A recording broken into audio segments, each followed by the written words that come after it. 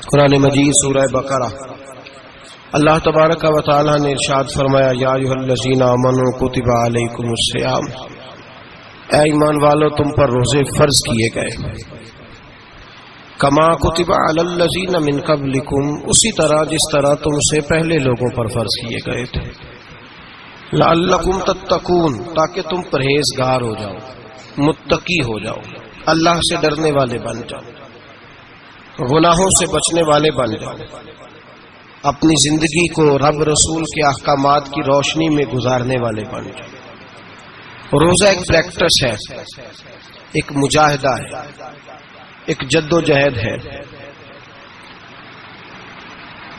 جد و جہد کس چیز کی؟ اللہ کی رضا کے مطابق اپنے آپ کو ڈھالنے کی جد و جہد۔ صوم کا لغوی معنی ہوتا ہے رک جانا، حلال رزق سامنے پڑا ہے، حلال مشروب سامنے پڑا ہے، حلال رشتہ بیوی کا موجود ہے، لیکن ان سب چیزوں سے حالت روزہ میں رکنا، اللہ کی رضا کے لیے رکنا، اس کا نام روزہ ہے۔ تو صوم کا معنی رکنے کے ہیں، پرہیز کرنے کے ہیں، بچنے کے ہیں۔ ہر چیز موجود ہے لیکن اللہ کا حکم نہیں ہے تو لہٰذا کھا نہیں سکتے۔ تو رب فرماتے جب جائز چیزیں تو میری مرضی کے بغیر میرے حکم کے نہیں کھا سکتا، تو نے رکنا ہے تو حرام کیسے کھا لیتا ہے؟ جب جائز چیز کے لیے تجھے حکم ہے کہ میں کہوں تو کھائے گا، میں کہوں تو نہیں کھائے گا، میں نے حکم دے دیا جائز ہے، روٹی ہے، کھانا ہے، گوشت ہے، تیری فریج میں پڑا سارا کچھ، تو با اختیار ہے، منہ میں دانت بھی ہیں، ہضم کرنے کو ہاضمہ بھی ہے، بھوک کی شدت بھی ہے، پر میری اجازت کے بغیر تو کھا سکتا، روزہ رکھ لیا، اب تجھے حکم نہیں کہ تو کھائے۔ جب جائز چیز میری مرضی کے بغیر نہیں کھا سکتا تو ناجائز کیسے کھائے گا؟ میرے نبی پاک علیہ الصلوۃ والسلام نے اپنے خوبصورت الفاظ کے اندر اس مفہوم کو بیان فرمایا۔ محبوب پاک صلی اللہ علیہ وسلم فرماتے جس نے جھوٹ نہیں چھوڑا، غیبت نہیں چھوڑی، برائی نہیں چھوڑی، اللہ کو اس کے بھوکے پیاسے رہنے کی کوئی ضرورت نہیں۔ وہ کاہے کا رکا ہے؟ جب کوئی کام تو اس نے اللہ کی رضا والا کیا نہیں۔ روزہ رکھ کے دغا کر رہا ہے، روزہ رکھ کے جھوٹ بول رہا ہے، روزہ رکھ کے کم ماپ رہا ہے، تول رہا ہے، دھوکہ دے رہا ہے، رشوت لے رہا ہے، فراڈ کر رہا ہے، حرام کا مال اکٹھا کر کے کہتا ہے اس میں سے چلو 10 دیگیں بھی پکا دیں گے۔ وہ بھائی جو کام اللہ نے تجھے کرنے کو حکم دیا تھا جب تو وہ بجا ہی نہیں لا رہا، مقصد روزہ ہی تو حاصل، لعلکم تتقون،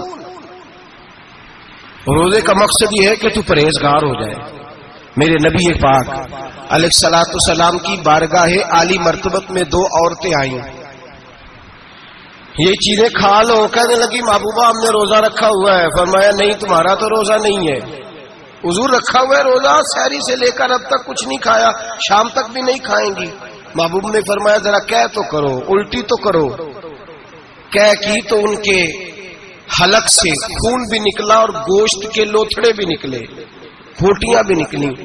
نبی پاک نے فرمایا وہاں بیٹھ کے تم نے اپنے جاننے والوں کی غیبت نہیں کی، چغلی نہیں کھائی؟